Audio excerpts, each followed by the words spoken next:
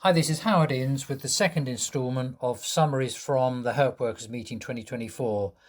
This focuses on day one, with Owain Masters talking about his work for Snakes in the Heather, Steve Allain talking about, guess what, grass snakes, Nikki Glover, who did an excellent presentation about using dogs for detection of great crested newts, and a recording that I did on Monday after the event with Silviu Petrovan about his work on common toads, and apologies slightly for the quality of that recording recorded from my mobile phone.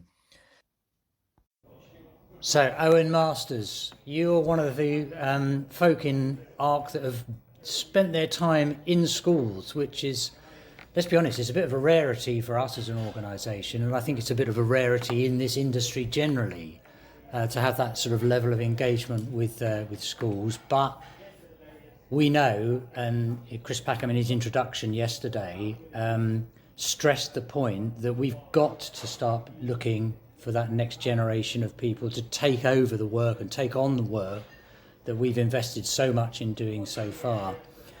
Now, from your experience of going into schools, first of all, you see a high level of engagement with the people that you meet in schools? Yeah, a really high level of engagement. So we tend to get bookings in via teachers, and everything from science curriculum to nature connectedness. So mixed different curriculums along with what we call PHSE. So various different subjects are covered by working with teachers, and the engagement is very high.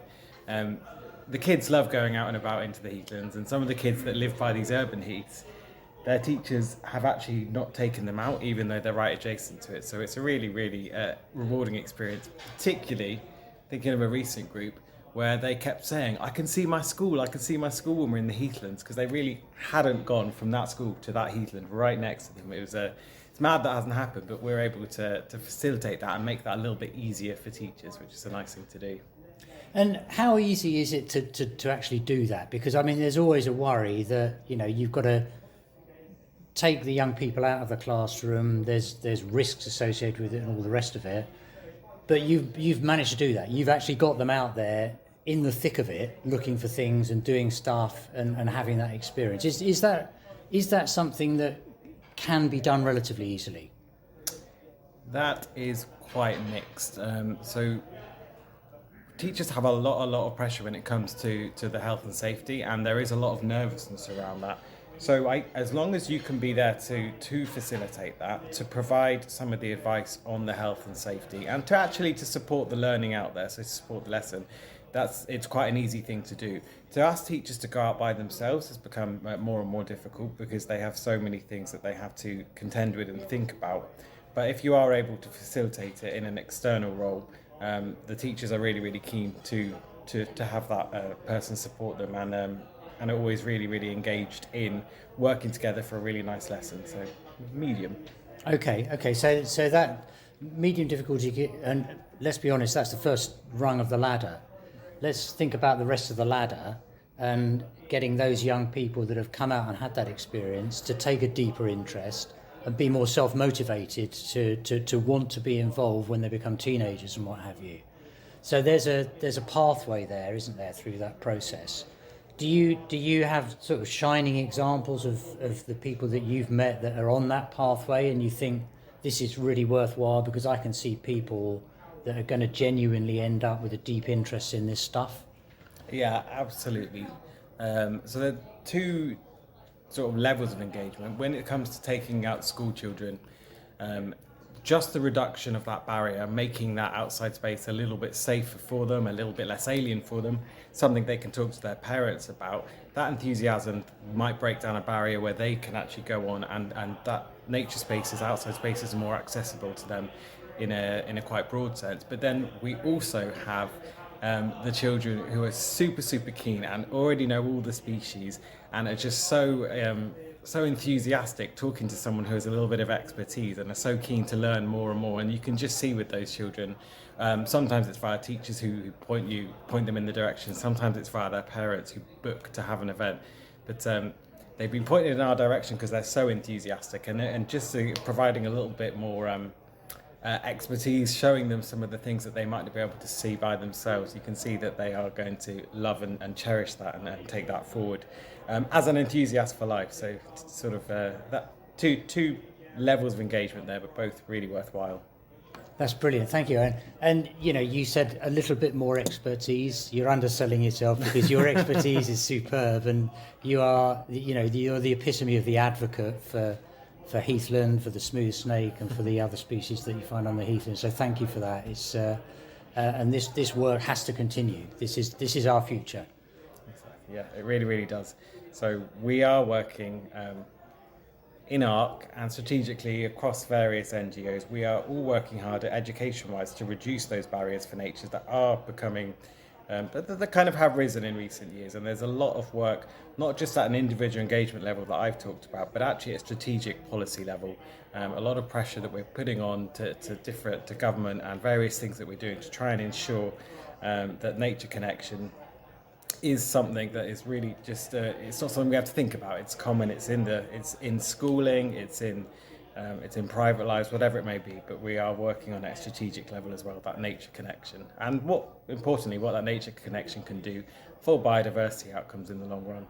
Yeah, okay. And I'd also put a shout out for the parents, because the parents have got an obligation, if you like, in that respect as well. And it's great that a lot of parents do take that very seriously and wanted to encourage their children in the nature sphere. Thank you, Owen. That's brilliant. So I'm with Steve Allain, and Steve has just presented his fantastic presentation on grass snakes. You are the god of all things grass snakes, Steve. And today you were talking about snake fungal disease, to use the sort of common term. And to sort of summarise the presentation, you did find quite a high incidence of that on your study site that you looked at for 3 years in the 2020 to 22 era. The question that it kind of left me with was, that was quite a worrying incidence, in my mind, of snake fungal disease in that population. Have you got any indication of what life looks like elsewhere in other populations? That's a very good question. And unfortunately, at the moment, we don't know. Although it's something I definitely want to get the answers to. As is, any piece of research, you answer one question and ask 15,000 more in the process. Unfortunately, due to COVID and other restrictions, we didn't get the chance to survey other populations, which is why one of the things I'm hoping to do is form a collaborative project between people that are monitoring grass snakes out there around the UK to try to gather more data to try and figure out what's going on. I don't know whether the population I was studying or not is a fluke, if it's representative of the entire grass snake population as a whole, in Great Britain and across Europe, or if it's somewhere in the middle.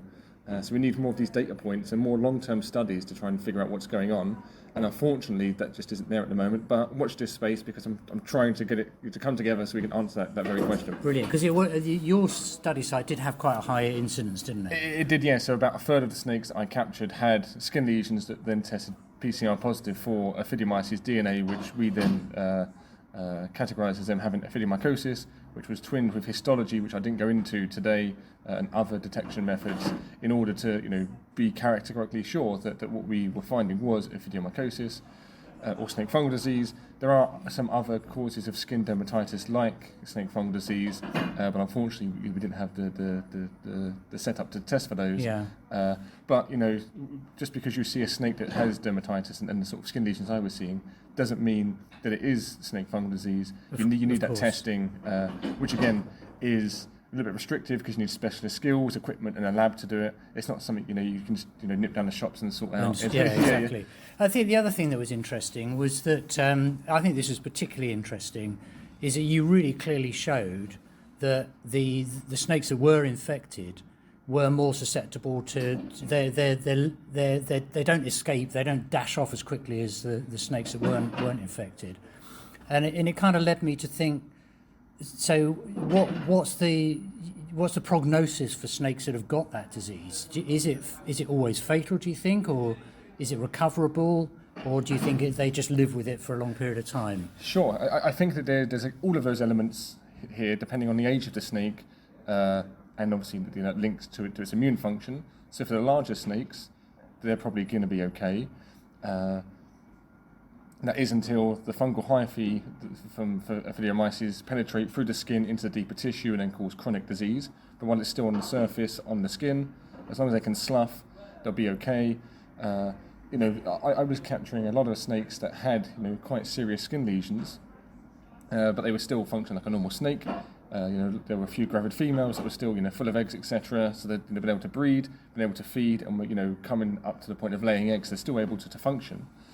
So there is that. For smaller snakes, depending on how severe those lesions are, there's going to be a varying level of lethality there.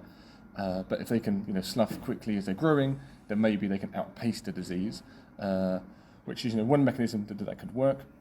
Did you get many repeats? So did you get snakes that were infected that then you repeat captured the next year, for example? There was a few snakes like that where I caught them 1 year and they had skin lesions, or there were more where I caught them 1 year and then the next year they gained skin lesions, as it were. So they moved from the non-disease state into the disease state. In that instance, we have to also consider that I didn't detect the lesions the first time around because of subclinical infection, or I just missed them during my visual inspections. And when you're at a site and you're catching 25, 30 snakes a day, within a 3 or 4 hour period, and you'll walk around a big site and process the snakes as quickly as possible to maintain their welfare, but also to make sure you can get around the site and continue collecting your data. Sometimes things are missed, but I did the best job I could to try to collect as much data as possible and be as diligent as I could. Yeah, that's brilliant. It's really interesting, and let's hope that there's a way to extend these sort of studies into other sites. So yeah, thank you, Steve. Oh, you're That's welcome. great. Thank you. Yeah, I'm looking forward to it too. Yeah, brilliant. Thank you. So I'm with Nikki Glover. And Nikki, your presentation today was fantastic. So you were talking about the use of detection dogs to detect great crested newts. And I mean, the whole audience absolutely fascinated by that. And it's great to see the videos of the dogs working and things like that. So there's a few questions that kind of sprung to mind. For the people that didn't see it, basically you've trained essentially spaniel breeds to detect great crested newts, and you talked about the process that you went through. Yeah. And the principle is that they can detect the smell of the newt and then they signal when they found something. So how do they signal generally? So they do a non-invasive indication, so they all have their own individual indications as well. So Freya does a nice lie-down indication, Yuki does a little shuffle back and a bit of a smile, and Obi does a stand and a stare. So I like the dogs to choose their indication. I don't want to force an indication on a dog. I also don't just look at the indication, I look at the behaviour change all the way up to that indication as well, because the newt scent is really difficult. It's quite a small sort of odour emission, and the newts can obviously be underground, they could be in obviously grassland habitat, and so we basically got to look at every kind of aspect of behaviour with the dogs and kind of pick up on everything that they're doing. And the other thing I thought was really interesting is that, and I'm a dog owner as well, so I kind of get it, but the other cues that they pick up from you, and some of those cues that they pick up from you can confuse them, can't they? Yeah. So I have one dog, Freya, who's really in tune with my emotions, and I was saying in the talk that I love toads, and I found it really hard to detach myself with my ecology brain when I work in the dogs initially. And Freya started to pick up on my love of toads out doing translocation work, so I had to really kind of rein that in and just focus solely on the great crested newts. It was kind of handy in a way because I'd noticed a change in behaviour, but she wouldn't commit to it and then she'd move off. So when I put her away, I go back to the area and then I find a toad. That's interesting. So it is also, it can be good, and I would like to train a general amphibian dog. That would be amazing as well, and then just have 2 great crested newt dogs, but then have a general one, so then we can also capture all the others as well. That's the future plan, but whilst I'm doing my PhD, they just have to be on great crested newt. And they're detecting on land, so obviously there's other detection methods for the water aspect of their life cycle. So so that's during their terrestrial phase. So could they be detected during the winter when they're hibernating? They can be.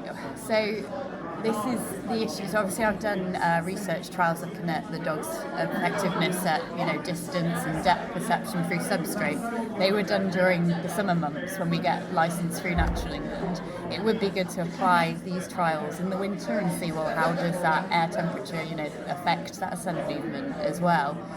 So I wouldn't cover a large area with the dogs working in the winter because we still don't know enough about the scent in the winter and how it works. It might change. So as much as it's great to use dog, I think we still got that knowledge gap in that area. And I did notice a drop in the dog's effectiveness as the temperature went down on the distance perception that's trials. interesting. So it would be good to replicate it if Natural England would give me a license in the winter see whether you could do apply that. because that would be really interesting to understand. But we are going to be attempting some research during the winter and see if the dogs are indicating an area where we know obviously the newts are hibernating. Are present, and kind of understand what habitat are they using. Are we getting indications during the winter time? And it's a lovely non-invasive indication as well. So where they indicate, we can just record it. Mark the location. There might be some newts out and about as well. That's true. Absolutely. I think they don't really hibernate, do they? It's like cremation. Not in the traditional sense. Yeah, exactly. So. Dogs can offer a really lovely, non-invasive method for us to understand more about terrestrial usage. So that's my next plan for the research trials would be to kind of get a bit more information. But the control trials would be good to do in winter just to understand to see what they're doing. How effective they are with the temperature drop. So. Excellent. And can I just ask a bit, because you also do you employ the dogs during your, if you like, day job with Wessex Water? Yeah. And how are they employed in that respect? So a lot of our work is very linear, so we obviously do pipeline repair works, and often we will come into contact with Great Crested Newt area, so we'll obviously do eDNA sampling to work out presence in the area, and then we tend to, depending on the size of the work, sometimes we do drilling of pipes, so it's literally just a 4x4 metre area, excavation area, obviously tracking to that area as well, so we can use the dogs for that, but then it might fall more in the realms of a low impact class licence or a European protected species licence. So the dogs are a approved method of Natural England now, because they've obviously done all these assessments to show them. We basically would fence off an area, get the dogs working in that area, and then move them out of the way, so then construction can obviously come in and do these essential works. I still keep carpet tiles down just as a control method, and also to capture other amphibian species as well, because obviously want to try and get them out of the way as well. So we haven't used pitfall traps for a while, which has saved on plastic. And we've also been able to reduce the time as well, so we only spend a third of the time that we used to spend, but I think the time, I do look at the habitat complexity, so if it is quite a complex habitat, I'll give more time for us to search that area, but it's all to do with risk and confidence in the ability, and how confident we are that the area, the dogs have done a really good search of that area, and we've removed as many as we can. But it's good because we can detect above ground and below ground when we don't have any amazing. of it. That is amazing. And we're not constrained, in terms of pitfall traps are more chance encounters. So whereas the dogs can target them when they're refuging. So it's really it's good. method. It's a good method. And just finally, the one thing that again you really stressed, and for those of us that think, I'll take the dog out and train it to find grace. This is complex, isn't it? This is not a simple process. No, and it takes a lot of time. I don't ever put the dog straight onto Great Crested Newt odour. We always use another maintenance odour, so I use bedbugs because it's got a low odour emission like newts.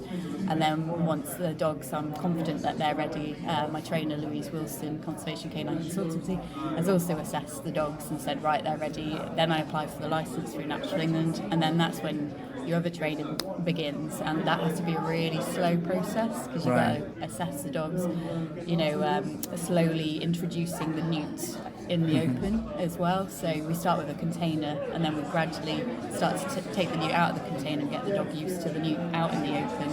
But we obviously want to make sure that the newt's not going to come into harm as well, and then also not having the exposure to newts that haven't been touched as well, because the dogs can track and see where you've gone, and so that's an important element as well. I call it the organic phase, where they haven't been tampered with or moved. So you need a mixture of captive newts to do obviously your training, and then also access to sites where newts are present, but also think of biosecurity. So we obviously had the guidelines which I talked about in the presentation that we've released, which I would have killed for when I started out. It covers all of this information, like what we suggest, training wise, and obviously assessments before operational deployment. Make sure you've had a third party assessor come and check you've got that baseline readiness to get out there, but also to continue your training when you've gone out as well, because that's where the big learning happens, and getting used to the dogs with machinery around and people watching and everything like that. It's a complex environment, and the newts obviously different times of year as well, so having exposure when they've just come out of the ponds, their skin's different, to later on in the summer, where they become more robust and they're able to, be around, different environmental conditions that they're more on the surface. Whereas, when they come out the ponds, they seem to hunker down in subterranean shelters. So it's having exposure to all that. Element you're in. Brilliant. I think it's one of those presentations that proves time and again that animals are super intelligent. They are super intelligent. That's brilliant. Thank you so much, Nikki. Right. That's No fantastic. problem. Thank you. So I'm speaking now to Silviu Petrovan from the University of Cambridge, also associated with Frog Life. And Silviu's presentation over the weekend, we're recording this on the Monday actually, after we've finished up, was about the long-term decline in common toads, looking back over quite a long data set actually, Silviu, wasn't it? Hi, Howard. Yes, indeed. Probably one of the longest continuous data sets anywhere in the world for amphibians. I dare to say nearly in fact, actually 4 decades. Yes, I was going to say nearly 4 decades, but no, 4 decades. So over 35 years. Yes. That's a long time. Yeah. So and there were some interesting results that came out of that. I think looking at the declines first of all. There is some implication in there with regard to the sort of invertebrate food source for being one of the causes of declines. We don't really know, to be fair. I think the point is that when we look at the range of declines in common species, whether that's hedgehogs, for instance, in Great Britain, or whether that's common farmland birds across the European Union, I think it all points out to a sort of wider problem with the environment, and especially in farmland areas. And this is also something that obviously has been much discussed in relation to the decline of invertebrates, and in particular, I suppose invertebrates that might actually be preyed upon by animals such as common toads or hedgehogs, for instance, or in fact some of these birds themselves. Yeah, that's a good point. And I think the other thing that came out quite strongly from your commentary over the weekend was the impact that road vehicles have on emerging toadlets after they've metamorphosed, which is a perspective that we've perhaps not looked at. We've obviously focused on helping adult toads across the road, but there is an issue there as well, isn't there? We certainly think there is.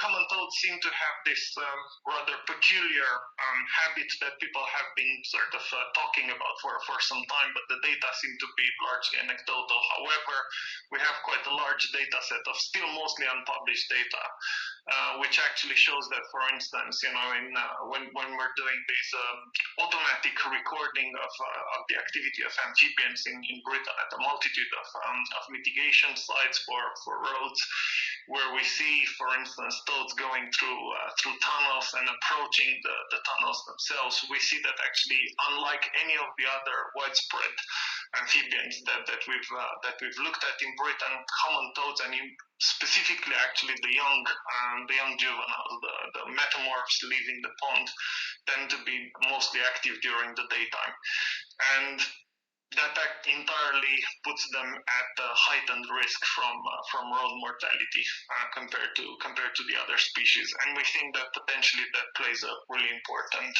point in their decline. Yes. Yeah, that's an interesting one, and perhaps one that's been overlooked. But you know, as you said during your presentation, hard to do something about that really, because they are very tiny and they're very vulnerable. It's certainly very hard to do with initiatives run by volunteers, unfortunately, and this is one of the frustrations. We know that common toads continue to decline even at sites which have these extraordinary volunteers that help the individual adult toads move across the roads using sort of fences and buckets. Yeah. However, for the juveniles, that is simply unfeasible. The juveniles move at relatively unpredictable time, and also the migration, while it peaks on a number of days, it actually overall that activity can take weeks. So Yeah. it's entirely impossible to do with volunteers. We need more permanent, different types of systems. Yeah, okay. And I think the other thing is that you know it's always difficult for us to look at declines like this, but we still have to focus on the opportunities, which is what Chris Packham said in his introduction. You know, you've got to look at the opportunities, not the problems, or as much as the problems, and looking at things like pond creation, investing in the habitats that we know can support common toads. Those are the sort of initiatives that will help the species. That's right, and I think while I kept raising the point that we don't know everything, and in particular, we're very worried about the impact of climate change, for instance, on amphibians generally, but on common toads in particular. Referring, for instance, here to the impact of the mild winters, there's a lot of work that actually needs to be done fairly urgently. This should not stop us from implementing a whole range of conservation actions that we know are successful. And I think this is a really important point going forward. There's also now some new research from Switzerland where they were able to turn around the fate not only at the sort of local side, but even in a sort of regional approach, simply by undertaking large-scale, good quality habitat creation, both management of terrestrial areas, but also large-scale pond creation. And I think this is a really important message to communicate the fact that, for instance, while total on roads patrols are extraordinarily important, also because they move these vast numbers of individuals, millions of toads actually that have been included in the analysis, they need to be supported by broader habitat creation schemes. Yeah, that's a good point. Well, look, the thing is that everybody loves toads. You know, they are a very lovable creature. So let's hope that they can be the sort of poster child of taking advantage of opportunities to do something for them. I very much hope so. Yes. Yeah. Also, I think it's fair to say that if we manage to crack this for common toads, if we are able actually to implement sufficiently ambitious habitat creation for common toads, so that their declines are stopped and hopefully actually reversed, I think it's very fair to say that this would actually have a whole range of benefits for a multitude of other taxa. So the benefits would not be for common toads alone by any means. Brilliant. Yeah. Listen, fantastic to talk to you, Silviu, and thank you so much for that summary. I think that will help the people that were unable to make the conference to understand some of what you were saying. So that's brilliant. Thank you. Very good to speak to you, Howard. And I suppose, just to highlight the fact that this paper with Frog Life and with colleagues in Switzerland, we're expecting a preprint to come out in the next couple of months, and then hopefully the full paper to be published sometime in summer of this year. Fantastic. We'll look out for it. And thank you and all the folk at Frog Life for the fantastic work that's done every year to help toads across the road. And I'm sure many people want to get involved in that if they're not already doing so. Thank you very much, Howard. Good to all right. speak to you. I'll speak to you soon.